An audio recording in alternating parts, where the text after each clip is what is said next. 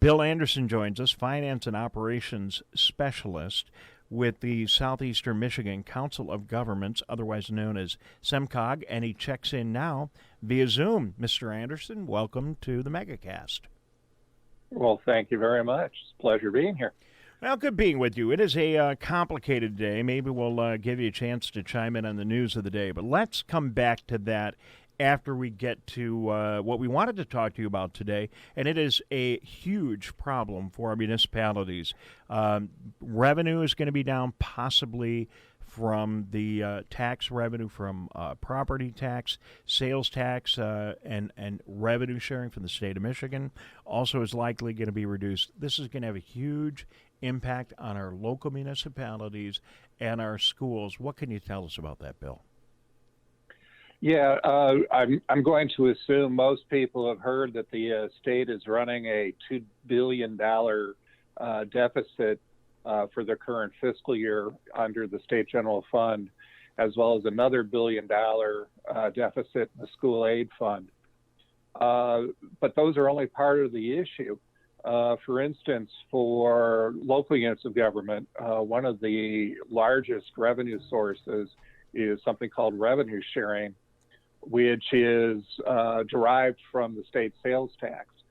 So when sales went through the floor, when everybody went to staying home and staying safe in mid-March, sales tax revenues in the state just took a huge nosedive. And many of our communities now are going to be looking at probably about a 10% reduction in their state revenue sharing that's derived from the Constitution of our state.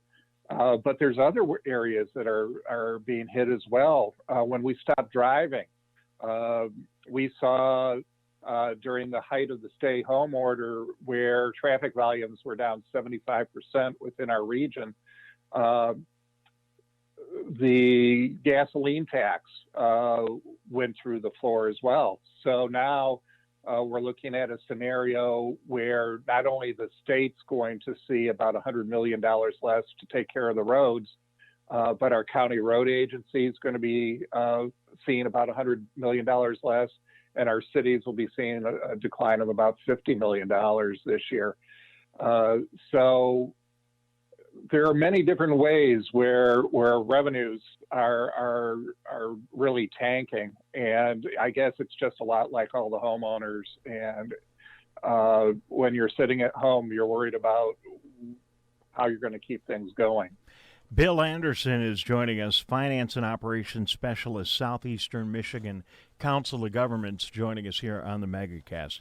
You know, Bill, I can't believe I'm about to say this, but you throw these billions out, and in this era where we keep hearing about the federal government throwing out trillions, I can't help but thinking, billion here, billion there, what's a big deal? But I'm glad you're cracking up about it, because it's ridiculous, really. But maybe you could help us put it in context. So the 10% thing happened, or helped, but what do these billions really mean? I mean, how much impact are we the folks watching and listening right now, are they going to feel this? You know, what I'm going to say is that local government officials do everything they can to make sure you don't feel it. But the probably the biggest challenge right now is for our schools. When you have a $1 billion deficit, schools' fiscal year end in 4 weeks. How do you cut $1 billion out of a budget over the course of 4 weeks? You can't do that. So that's probably the most critical issue. And we have all these laws that say you can't operate in the deficit. So we're putting virtually every school district in the state pretty much in a situation where they may be in a deficit. So, Bill, let me interrupt for just a second, because just structurally, I want to stay out of the weeds here, but what you said just opened my eyes to something I hadn't thought about before, and that is all of this is going to impact this year's budget, and then there's next year's budget. I assume the fiscal year for most school districts breaks in the summertime, and they end a fiscal and start a new fiscal sometime during the summer. A, is that right? And B, are they losing dollars now and will lose dollars in the fall? Because I was just thinking about the money they're going to lose next year. I didn't think about this year. School finances are extremely complicated since Proposal A passed. But yes, schools, all the school districts in the state end their fiscal year on June 30th and begin the new fiscal year on July 1st. And so when I say that the state doesn't have enough money to make the payments that they promised to the schools last July, there's no time for a school district to correct their budget because there's only 4 weeks left to correct their budget. So they just have to absorb that loss. If it is passed on to the school districts, they just have to absorb that. Now, part of it might be coming out of a fund balance if they have some, but in many cases, the school districts don't have enough money to do that. Bill Anderson, Bill Anderson, I want to finance and operations specialist, Southeastern Michigan Council of Governments. You keep saying things that I hadn't thought about. I'm really glad you're here with us today. So are you telling me that the state because the schools, they're told at the beginning of the year, after they do their count, here's how much money you're going to get from the state. Are you telling me the state might renege on that promise, so that is still possible before the school year is over? Well, right now, nobody figured that we were going to see such a great, huge reduction in revenue as quickly as it's come on. Of course, everybody started figuring it mid-March.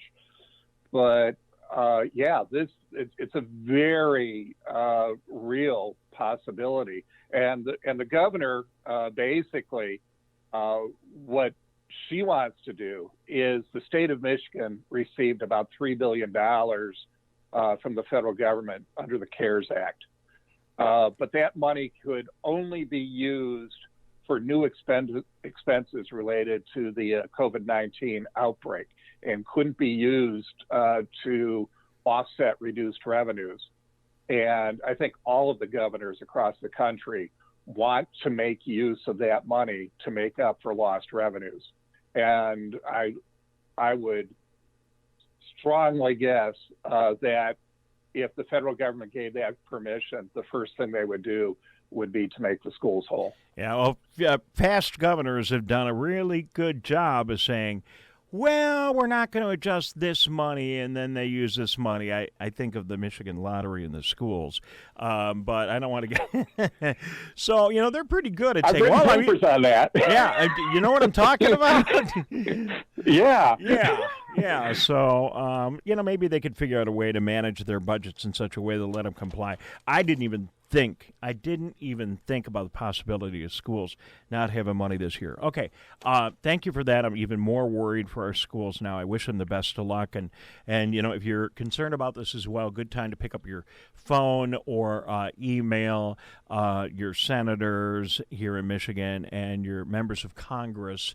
And if you want to send a tweet to the White House, you could do that as well. Wouldn't hurt at all to let them know that our local municipalities really do need help, and it's not I don't want to get political, so I'm not going to go where I was going to go. Bill, let's talk about our municipalities. We talked about schools, talk about municipalities. I've actually had conversations with some of the municipalities, and we're blessed to have some of the wealthiest communities in the country right here in our service area. And some of them said they have some fund balances, but that's not the case in every community. What are they going to do? Yeah, and one of the challenges for them, the schools, it's like going to happen in one fell swoop. For our local units of government, it's going to, I characterize it as waves of issues coming at them. The first one is having to close down and cutting off revenues from programs that they might be operating. Some of them rent out buildings, recreation programs, those kinds of things. Then the second wave was these automatic payments from the state like constitutional revenue sharing and Public Act 51 for roads, those going down. Now the state is going to have to make that $2 billion budget cut for this fiscal year and another $2 billion in the next fiscal year. Everybody knows that there's going to be programs, whether it be in the cities, townships, or the counties, that programs are going to get cut there. And then we start wondering about property taxes. And some of your listeners might be interested in the fact that the legislature is looking at whether people who've been financially distressed due to the outbreak might be able to put off paying their property taxes. And that can be very important to homeowners and businesses, but at the same time, it can significantly impact cash flow going to local units of government. So we're trying to balance all that out to make sure that the local units of government still get those property tax revenues coming in while still giving a break to those who need it. And then there's the question, does the COVID-19 outbreak start impacting property values to the point where property taxes start going down? And most of our local governments are still trying to get over what happened during the Great Recession, a decade ago, because many of them are still operating on budgets smaller than they were 12 years ago. Bill Anderson, lots of interesting thought today. I really appreciate you joining us. He is a finance and operations specialist from the Southeastern Michigan Council of Governments, SEMCOG, joining us here today. And Bill, boy, we got a quagmire. I think most people are crossing their fingers and hoping the federal government will come in and bail out our municipalities. If you listen to the president, he said he doesn't want to bail out. Again, I'm just going to quote him as closely as I can without notes in front of me. Said he doesn't want to bail out states that have not managed their own budgets well. So, a little bit of an indication of what he's thinking. The CARES Act went through pretty quick, but it's getting a little more complicated to get legislation to continue to come out of Washington. And I don't think the events of the past weekend are going to help that at all. So, we will keep watching. I hope we can have you back on the show. I really appreciate your expertise. Two final questions. A, people that don't know, what does Southeastern Michigan Council of Governments do? What is your purpose in life? We are the regional planning organization for the 7 counties of Southeast Michigan. We are the Southeast Michigan Council of Governments, and we work in the Wayne, Oakland, Macomb, Livingston, Washtenaw, Monroe, and St. Clair County area. We are the agency that has to approve all road projects that involve federal funding within those 7 counties. We look at air quality and water quality issues. We deal with economic development issues within the 7 counties. So we are made up of local governments, cities, villages, townships, counties, intermediate school districts, community colleges, are all members of SEMCOG. And Bill, at the top of your agenda over the past several years has always been regional transportation. That's one thing that is on your agenda. You just mentioned it. And, I'll tell you what, the governor is going to have her hands full now because, yes, we're hoping for money from the federal government, but not only does she need to fix the damn road, she's got to fix the damn dams, too. So, it's really a quagmire here with everything else going on in the state. We'll see how it all goes. So we'll keep our fingers crossed. Finally, before we say so long, do you have, and we don't want to get into anything political, do you have anything structural or anything helpful that you want to share with us, seeing as we have you here, about the events of the past weekend? I was listening to the past interview, and you hate to think of sending a fire person into a middle of a huge crowd to put out a fire where people may or may not want you to put it out. You pray that everybody can get out there, make their opinion heard, but at the same point, that we respect each other while we do that. And I think that's the important issue for us all, to listen to each other and respect what the other person has to say, take it to heart. and maybe we can get through this. Well, I well said. Didn't mean to put you on the spot, but thank you for that answer. Bill, I appreciate you joining us. And just before we say so long, on that note, I'll tell you what, there was some disruption in Detroit over the weekend. But, for those of us that lived through 1968 here in Michigan, I'm pretty darn proud of our community right now and the way things have, and I'm talking about our regional community, the way things have transpired here. It certainly wasn't a perfect weekend, but all in all, a lot of good work by a lot of people on all sides of the issue to keep things safe. So thank you for joining us. I appreciate it. He is Bill Anderson, the Finance and Operations Specialist from the Southeastern Michigan Council of Governments. And Bill will have you on the air again down the road. Thank you for joining us.